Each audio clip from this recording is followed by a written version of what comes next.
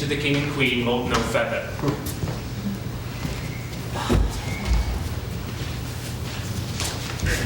I have of late, but wherefore I know not, lost all my mirth, foregone all custom of exercise. And indeed it goes so heavily with my disposition that this goodly frame, the earth, seems to me a sterile promontory. This most excellent canopy, the air, look you. This brave, o'erhanging firmament, this majestical roof fretted with golden fire, why it appears no other thing to me than a foul and pestilent congregation of vapors. What a piece of work is man. How noble in reason. How infinite in faculty. In form and moving, how express and admirable. In action, how like an angel. In apprehension, how like a god. The beauty of the world, the paragon of animals. And yet to me, what is this quintessence of dust? Man delights not me.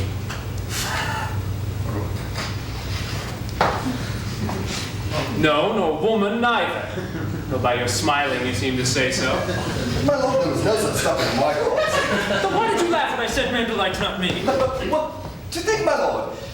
If you delight not in man, what Lenten entertainment the players shall receive from you? We courted them on the way, and hither are they coming to offer you service. He that plays the king shall be welcome. His majesty shall have tribute of me. The adventurous knight shall use his foil and target. The lover shall not sigh gratis. The humorous man shall lend his part in peace. The clown shall make those laugh whose lungs are tickle or the sneer. The lady shall say her mind freely, or the plague shall halt for it. What players are they? Even those who are wont to take such delight in the tragedians of the city. There are the players, gentlemen. You are welcome to both your hands down. The impertinence of welcome is fashion and ceremony. Let me comply with you in this garb, lest I extend to the players, which I tell you must show fairly outward, should more appear like entertainment than yours. You are welcome. But my uncle father and my aunt mother are deceived. In what, my dear lord? I am but mad north-northwest. When the wind is southerly, I know a hawk from a handsaw.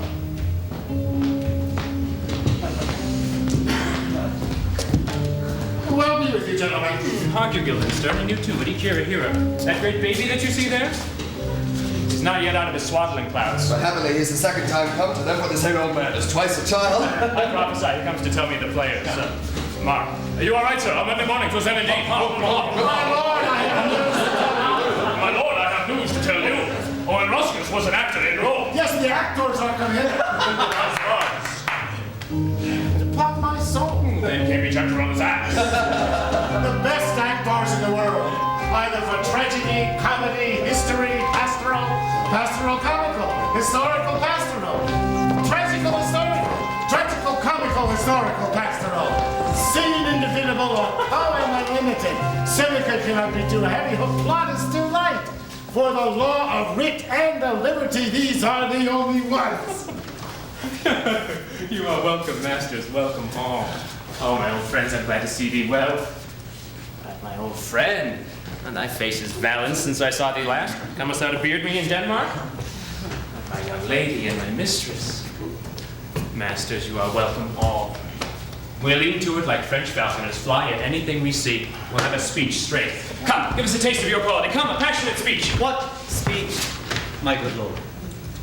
I heard thee speak me a speech once, but it was never acted, or if it was, not above once. For the play, as I remember, pleased not the million. 'Twas caviar to the general. But it was, as I received it, and many others whose judgment in such matters cried from the top of mine, an excellent play. Well digested in the scenes, set down with as much modesty as cunning. One speech in it I chiefly loved. 'Twas Aeneas' tale to Dido, and then about it, especially where he speaks of Priam's slaughter. If it live in your memory, begin at this line. Let me see. The rugged Pyrrhus, like the Hyrcanian beast. 'Tis not so. It begins with Pyrrhus. The rugged Pyrrhus, he whose sable arms black as his purpose did the knight resemble when he lay couched in the armless horse. Hath now this dread and black complexion smeared with heraldry more dismal. Head to foot, now is he total red, horridly tricked with blood of fathers, mothers, daughters, sons, and thus o'ersize it with coagulate gore. His eyes like carbuncles, the hellish Pyrrhus old grandsire Prior seeks. So proceed you. For God, my lord, well spoken. With good accent and good discretion.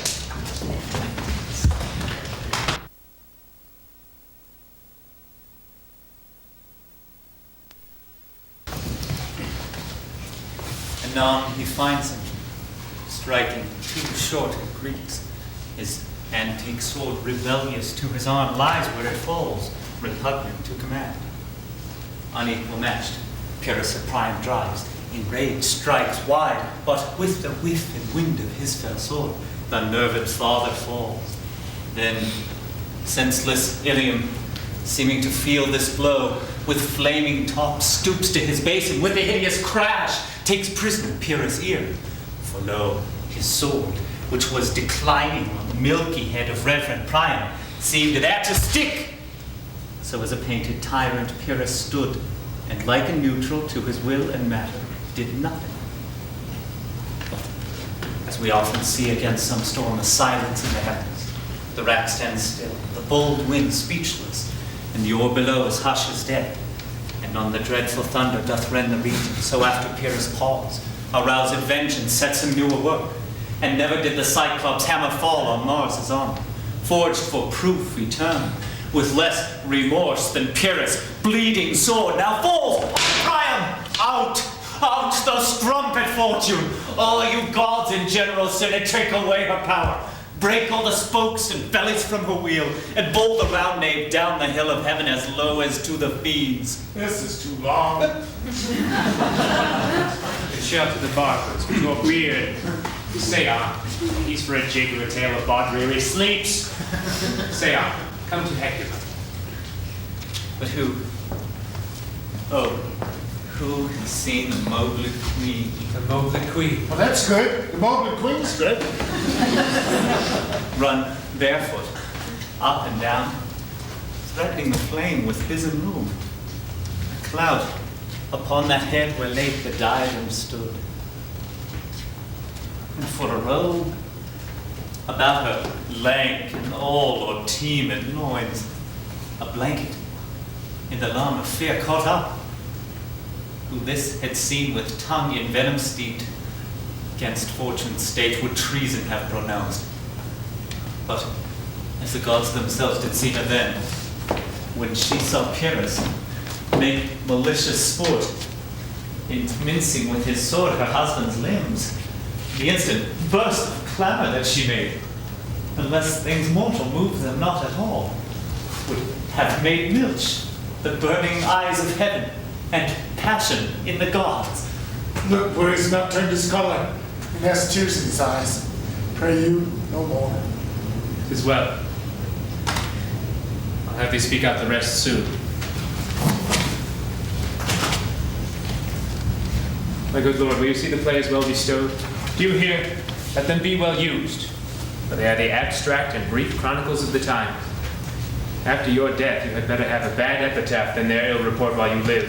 My lord, I will use them according to their deserts. God fuck this man better. Use every man after his desert, and who should scape whipping?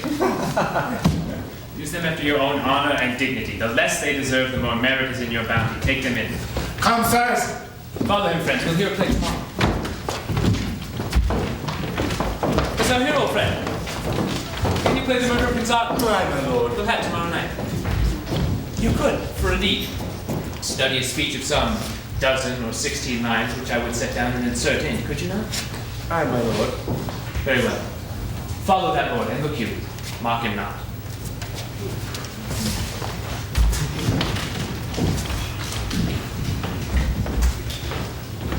My friends, I'll leave you till night. You are welcome to Elsinore. Good, my lord. Aye, so. God be with you.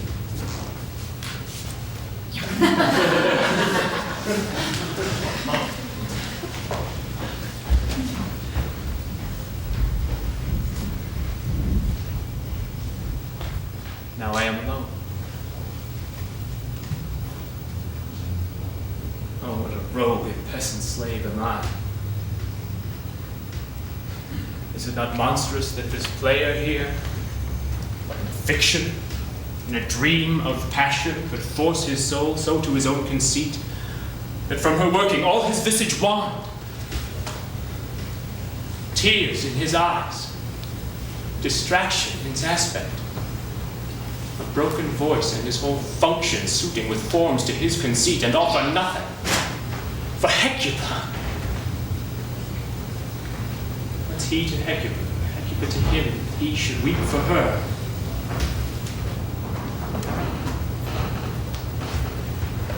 What would he do had he the motive and the cue for passion that I have? He would drown the stage with tears, and cleave the general ear with horrid speech, make mad the guilty and appall the free, confound the ignorant and amaze indeed the very faculties of eyes and ears. Yet I, a dull and muddy metalled rascal, peak like John of Dreams, unpregnant of my cause, and can say nothing, no, not for a king, upon whose property and most dear life a damned defeat was made.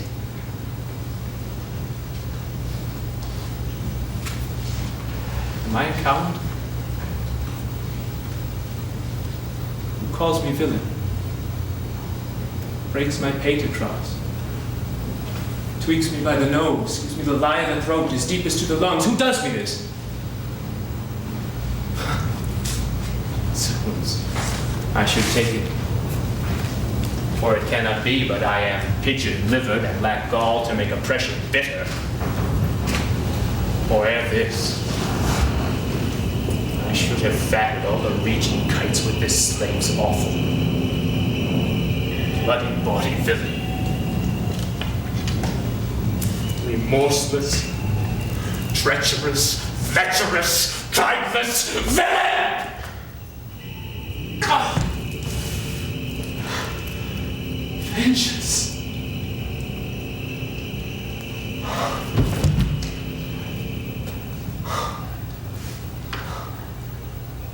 Why, what an ass am I? This is most brave. But I, the son of a dear father murdered, prompted to my revenge by heaven and hell, must like a whore unpack my heart with words and fall a-cursing like a very drab, a scullion! Fire upon foe! About my brain!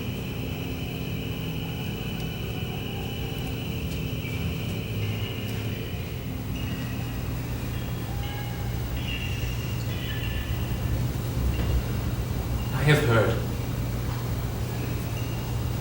that guilty creatures sitting at a play have, by the very cunning of the scene, been struck so to the soul that presently they have proclaimed their malefaction. For murder, though it have no tongue, will speak with most miraculous organ. I'll have these players play something like the murder of my father before mine uncle. I'll observe his looks. I'll tend him to the quick. If he but pledge, I know my course. The spirit I have seen may be the devil, and the devil hath power to assume a pleasing shape, yea, and perhaps out of my weakness and my melancholy, as he is very potent with such spirits, abuses me to damn me. I'll have grounds more relative than this. The play's the thing, wherein I'll catch the conscience of the king.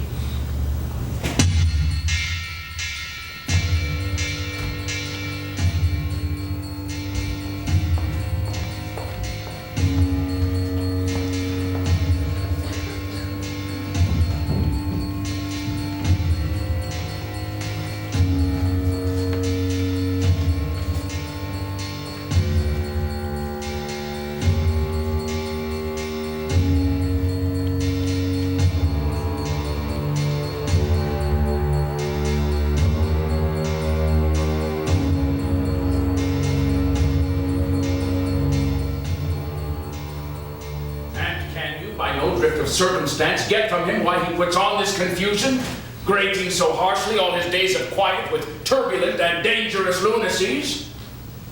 He does confess he feels himself distracted. But from what cause, he will by no means speak. Nor do we find him forward to be sounded. But with the crafty madness keeps aloof, and we would bring him on to some confession of his true state. Did he receive you well? Most like a gentleman. But with much forcing of his disposition. Negative question, but of our demands, most free in his reply. Did you essay him to any pastime?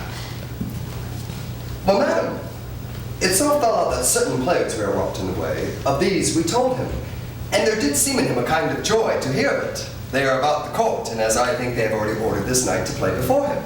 'Tis most true, and he has beseeched me to entreat your majesties to hear and see the matter. With all my heart, and it doth much content me to hear him so inclined. Good gentlemen, give him a further edge, and drive his purpose onto these delights, huh? We shall, my lord.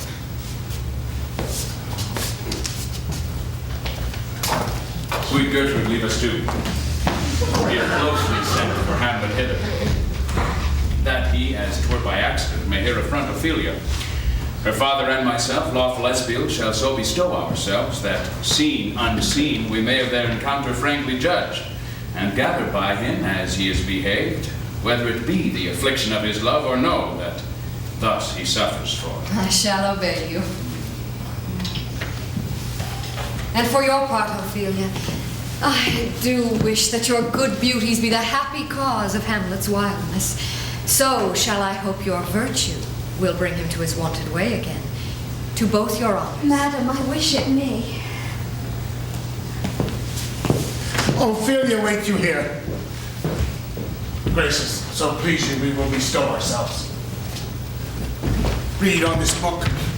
The show of such an exercise may color your loneliness. I hear him coming.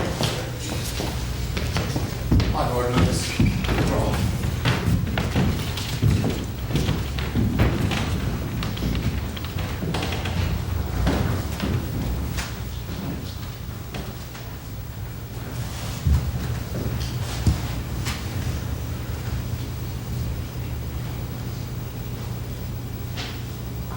To be or not to be, that is the question. Whether 'tis nobler in the mind to suffer the slings and arrows of outrageous fortune, or to take arms against a sea of troubles and by opposing end them. To die, to sleep no more, and by a sleep to say we end the heartache and the thousand natural shocks that flesh is heir to, is a consummation devoutly to be wished. To die, to sleep, perchance to dream. There's the rub. For in that sleep of death, what dreams may come when we have shuffled off this mortal coil must give us pause.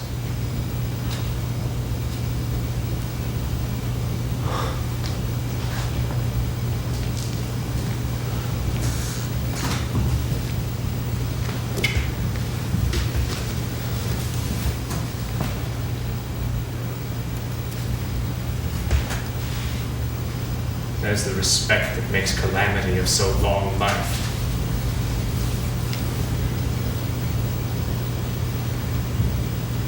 For who would bear the whips and scorns of time? The oppressor's wrong, the proud man's contumely, the pangs of disprized love, the law's delay, the insolence of office, and the spurns that patient merit of the unworthy takes when he himself might his quietness make with a pet bodkin.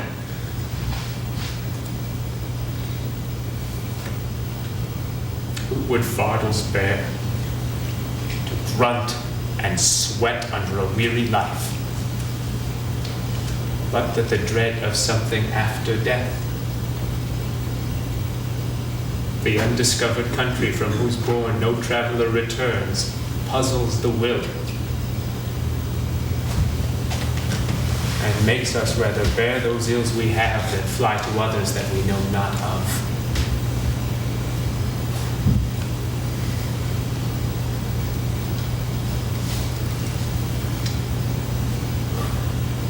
Thus conscience does make cowards of us all. And thus the native hue of resolution is sicklied o'er with the pale cast of thought, and enterprises of great pitch and moment, with this regard that currents turn awry and lose the name of action.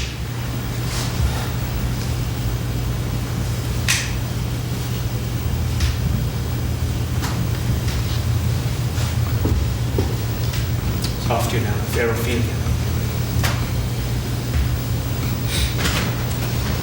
Nymph in thy orisons be all my sins remembered. My lord? How does your honor for this many a day? I humbly thank you. Well. My lord, I have remembrances of yours that I have long and longed to redeliver. I pray you now, receive them. No, not I. I never gave you aught. My honored lord, I know right well you did. And with them words of so sweet breath composed as made the things more rich. Their perfume lost. Take these again, for to the noble mind rich gifts wax poor when givers prove unkind. There, my lord. Are you honest? My lord. Are you fair? What means your lordship? And if you be honest and fair, your honesty should admit no discourse to your beauty. Could beauty, my lord, have better commerce than with honesty? Aye, truly. But the power of beauty can sooner transform honesty from what it is to a bawd, than the force of honesty can translate beauty into his likeness. This was a sometime paradox, but now the time gives it proof. I did love you once. Indeed, my lord, you made me believe so. You should not have believed me. For virtue cannot so inoculate our old stock, but we shall relish in it. I loved you not. I was the more deceived.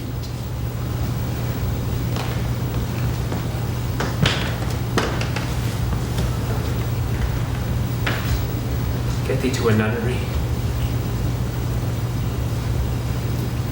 Why wouldst thou be a breeder of sinners? I am myself indifferent honest, but yet I could accuse me of such things that were better my mother had not borne me. I am very proud, vengeful, ambitious, with more offenses at my beck than thoughts to think them in, imagination to give them shape, or time to act them in. What should such fellows as I do crawling between earth and heaven? We are errant knaves, all. Believe none of us. Go thy ways to a nunnery.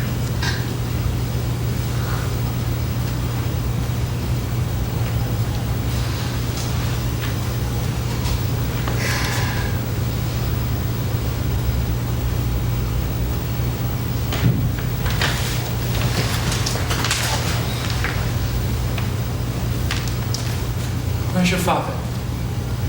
At home, my lord?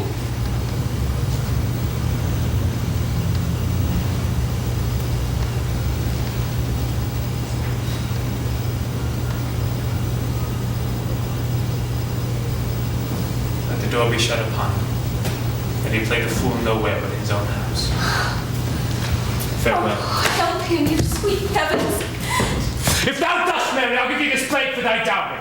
Be thou as chaste as ice, as pure as snow, thou shalt not escape calumny. To another we go, and bid thee to farewell. Or if thou wilt needs marry, marry a fool, for wise men know well enough what monsters you make of them. To another we go! Oh, heavenly powers, restore! I have heard of your paintings too well enough. God hath given you one face, and you make yourselves another. You jig, you amble, and you lisp, and nickname God's creatures, and make your wantonness your ignorance. Go to! I'll no more on't! It hath made me mad!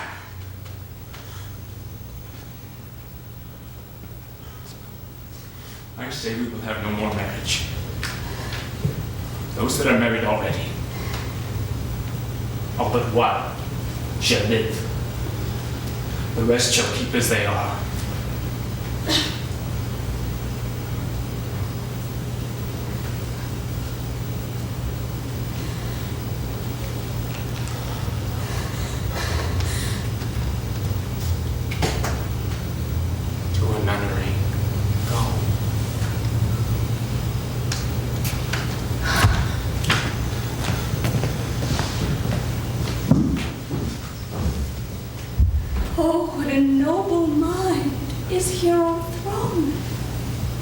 Courtiers, soldiers, scholars, eye, tongue, sword.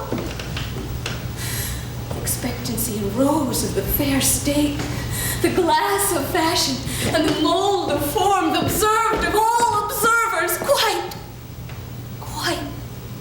down. And I of ladies most deject and wretched, that sucked the honey of his music, vows.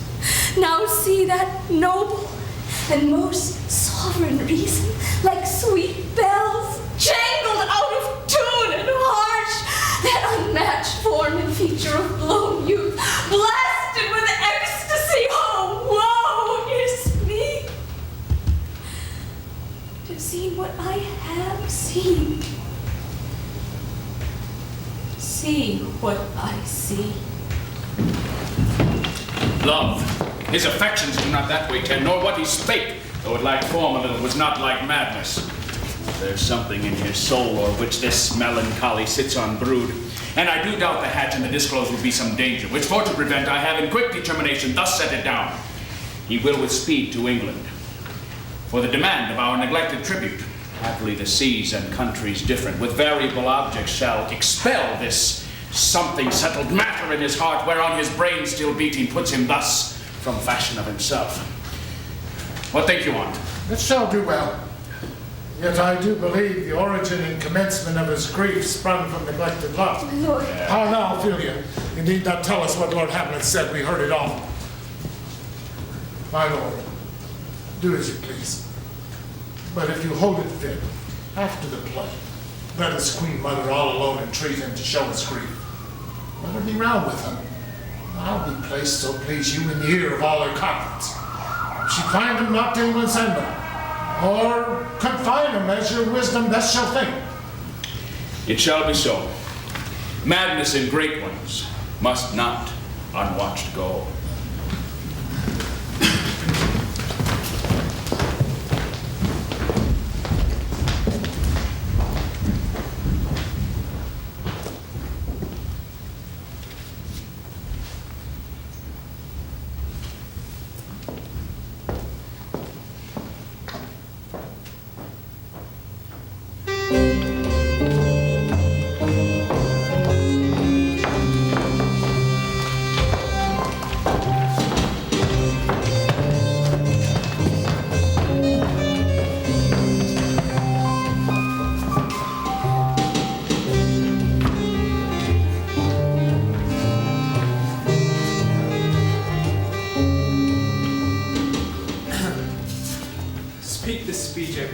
As I pronounced it to you, trippingly on the tongue. If you mouth it as many of our players do, I had as leave the town crier spoke my lines. Nor do not saw the air too much with your hand thus, but use all gently, for in the very torrent, tempest, and as I may say, the whirlwind of passion, you must acquire and beget a temperance that may give it smoothness. Oh, it offends me to the soul to hear a robustious, periwig painted fellow tear a passion to tatters, to very rags, to split the ears of the groundlings, who for the most part are capable of nothing but inexplicable dumb shows and noise. I would have such a fellow Winthrop doing termagant, out Herod's Herod, pray you avoid it. I warrant, your honor. Be not too tame neither, but let your own discretion be your tutor. Suit the action to the word to the action. With this special observance, that you o'erstep not the modesty of nature, for anything so ordinate is from the purpose of play, in whose end, both at the first and now, was and is to hold as 'twere the mirror up to nature, to show virtue her own features, scorn her own image, and the very age and body of the time his form and pressure. Now this overdone, or come tardy off, though it make the unskillful laugh, cannot but make the judicious grieve. The censure of the which one must, in your allowance, o'erweigh a whole theatre of others. Oh, there be players that I have seen play, and heard others praise, and that highly, that have so strutted and bellowed that I had thought some of nature's journeymen had made them, and not made them well, they imitated humanity so abominably. I hope we have reformed that indifferently with us, sir. We'll reform it altogether, and let those that play your clowns speak no more than is set down for them. For there be those of them that will themselves laugh to set some quantity of barren spectators to laugh too, though meantime, some necessary question of the play be then to be considered. That's villainous, and shows a pitiful ambition in the fool that uses it.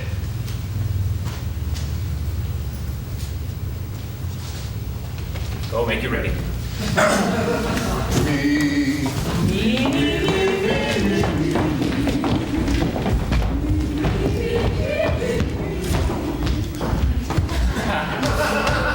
How say you, my lord? Will the king hear this piece of work? And the queen too, and that presently. Bid the players make haste.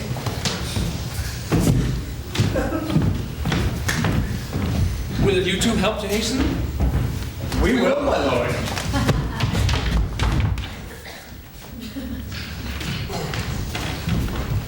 What ho, Horatio! Yes, my lord, at your service. Horatio, thou art even as just a man as e'er my conversation coped withal. Oh, my good lord. Nay, do not think I flatter. For what advancement may I hope from thee, that no revenge you hast, but thy good spirits to feed and clothe thee? Dost thou hear? Since my dear soul was mistress of her choice, and could of men distinguish, her election had sealed thee for herself. For thou hast been as one in suffering all that suffers nothing.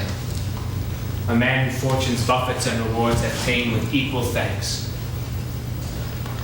And blessed are those whose blood and judgment are so well commingled that they are not a pipe for fortune's finger to sound what stop she pleases. Give me that man who is not passion's slave, and I will wear him in my heart's core. Aye, in my heart of hearts I do thee. Something too much of this. There is a play tonight before the king. One scene of it comes near the circumstance which I have told thee of my father's death. I prithee, when thou seest that act afoot, even with the very comment of thy soul, observe my uncle. If his occulted guilt do not itself unkennel in one speech, it is a damned ghost that we have seen, and my imaginations are as foul as Vulcan's stithy. Give him good heed, for I mine eye will rivet to his face. And after we will both our judgments join in censure of his seeming. Well, my lord, if he steal not the whilst this play is played and escape detecting, I will pay the theft. They're coming to the play. I must be idle. Get thee a place.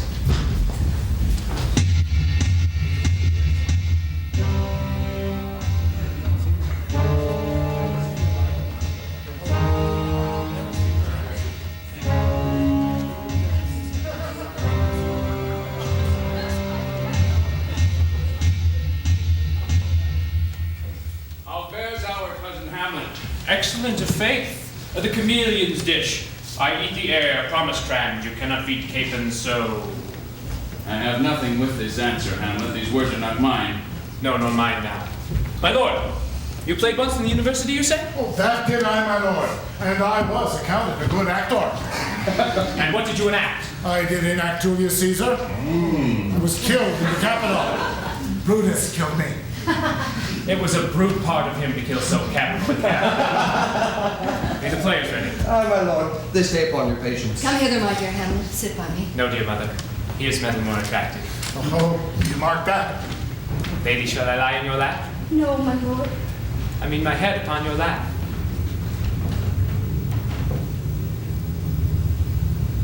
Aye, my lord. Do you think I meant country matters? I think nothing, my lord. That's a fair thought to lie between maids' legs. What is, my lord? Nothing. You are married, my lord. Who, I? Aye, my lord. Oh, God, you're only jig maker. What should a man do but be married? For look you, how cheerfully my mother looks, and my father died within 2 hours. Nay, my lord, 'tis twice 2 months. So long? Nay then, let the devil wear black, for I shall have a suit of sables. By heaven, died 2 months ago and not forgotten yet. Why then there's hope a great man's memory may outlive his life half a year.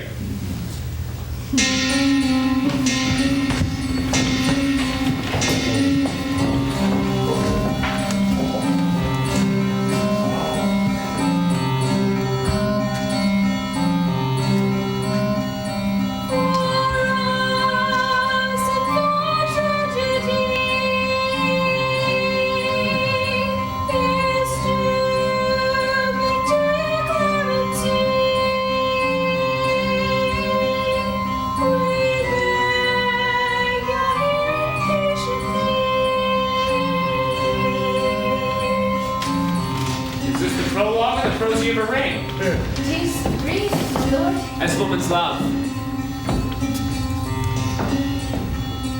Full 30 times hath Phoebus cart gone round. Neptune's salt wash and chalice holy crown. And 30 dozen moons with borrowed sheep.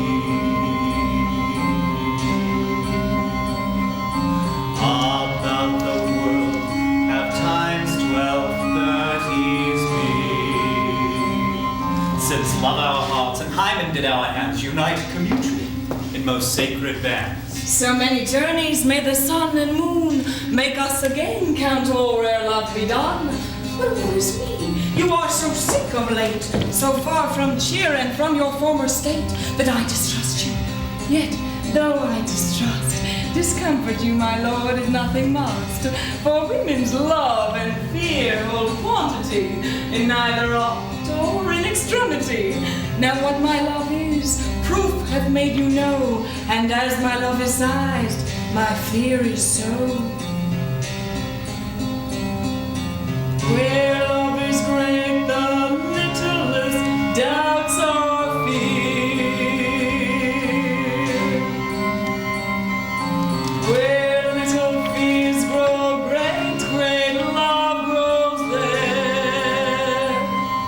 Faith, I must leave thee, love, and shortly too. My opulent powers their functions leave to do. And thou shalt live in this fair world behind. On earth, beloved and haply one as kind. For husband shalt thou. Oh, confound the rest! Such love must needs be treason in my breast. Second husband, let me be accursed.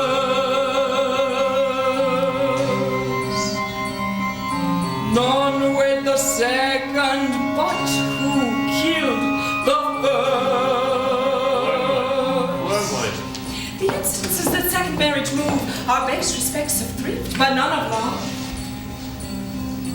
Oh, second time I kill my husband dead.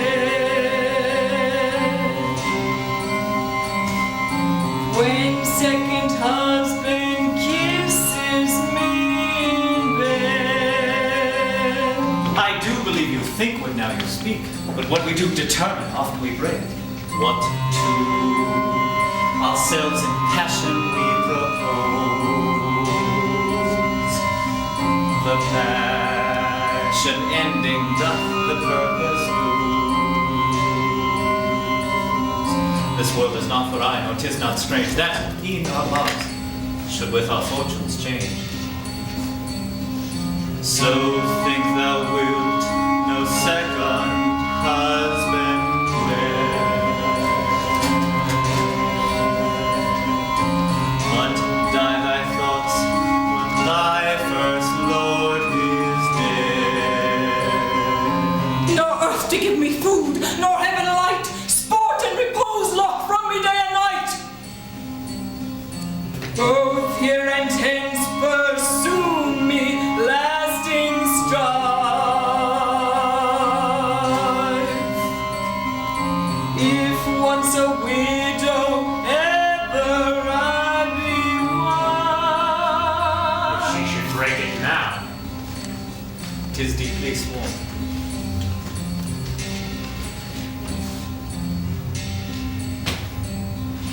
Sweet, leave me here a while. My spirits grow dull, and fain I would be glad. The tedious day with slaves me rock thy brain, and never come mischance between us twain.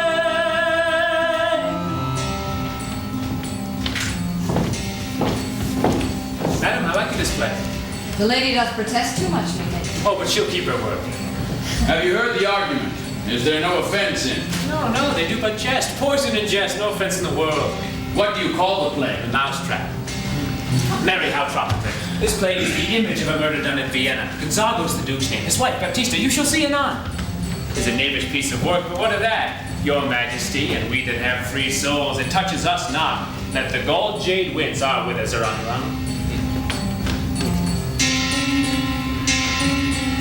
This one's Lucianus, nephew to the king. Begin, murderer.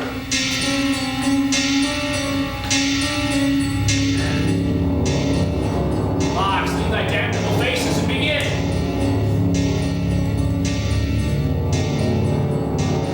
Come, the talking raven to bellow for revenge.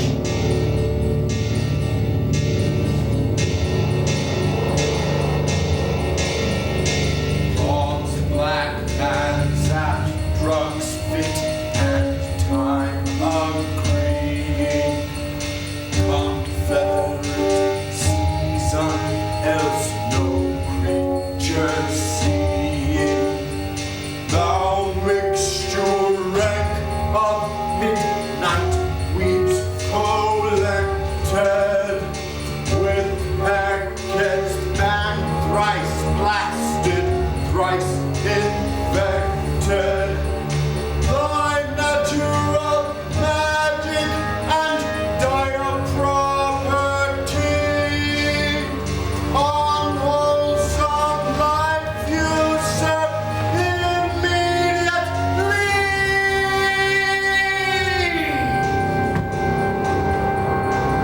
He poisons him in the garden for his estate. His name's Gonzago. The story's extant and written in very choice Italian. You shall see anon how the murderer gets the love of Gonzago's wife.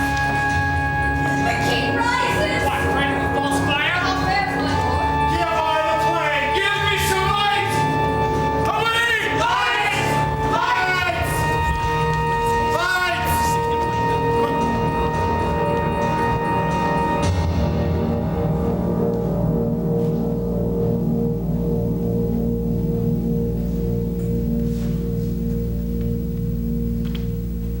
Would not this, sir, if the rest of my fortunes turn Turk with me, get me a fellowship in a cry of players? For sure. A hole and I. Oh, good Horatio, I'll take the ghost word for £1,000. It's perceived Very well, my on lord. the top of the poisoning. I did very well note him.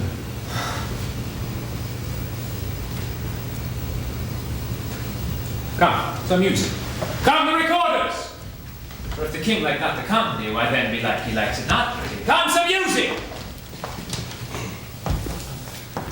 Good, my lord. Vouchsafe me a word with you. Sir, a whole history.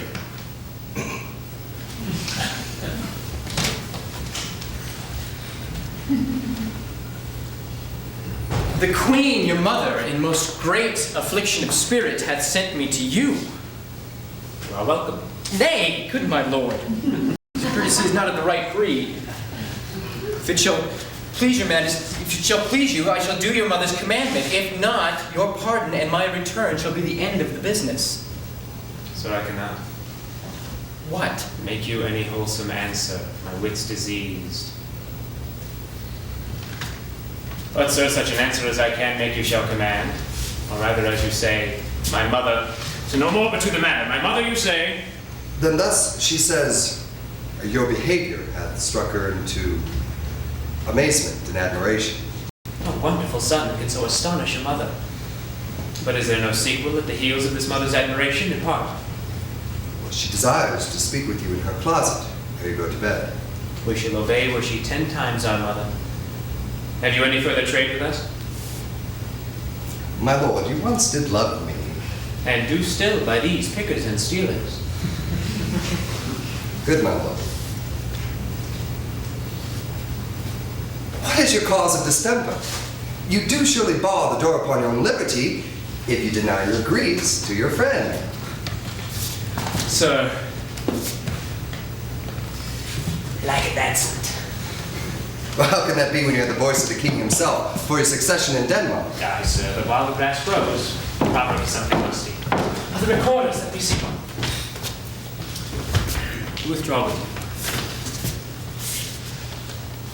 Why would you go about to recover an heir of me as if you were driving me into a toil? My dear lord, if my duty be too bold, my love is too unmannerly. I do not well understand that. Will you play upon this pipe? My lord, I cannot. Pray you. No, believe me, I cannot. I beseech you. I know no touch of it, my lord. It is as easy as lying.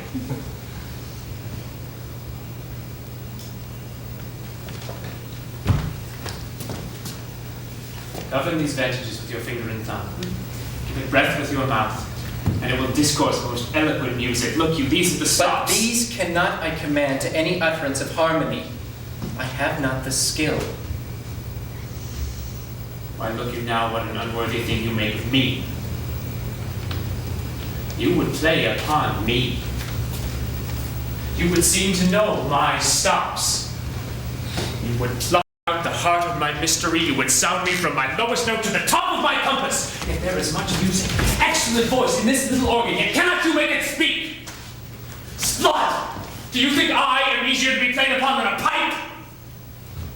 Call me what instrument you will, though you fret me, you cannot play upon me. My lord, the queen would speak with you in presently. But I will come to my mother by and by. I will say so. By and by is easily said. Leave me, friends.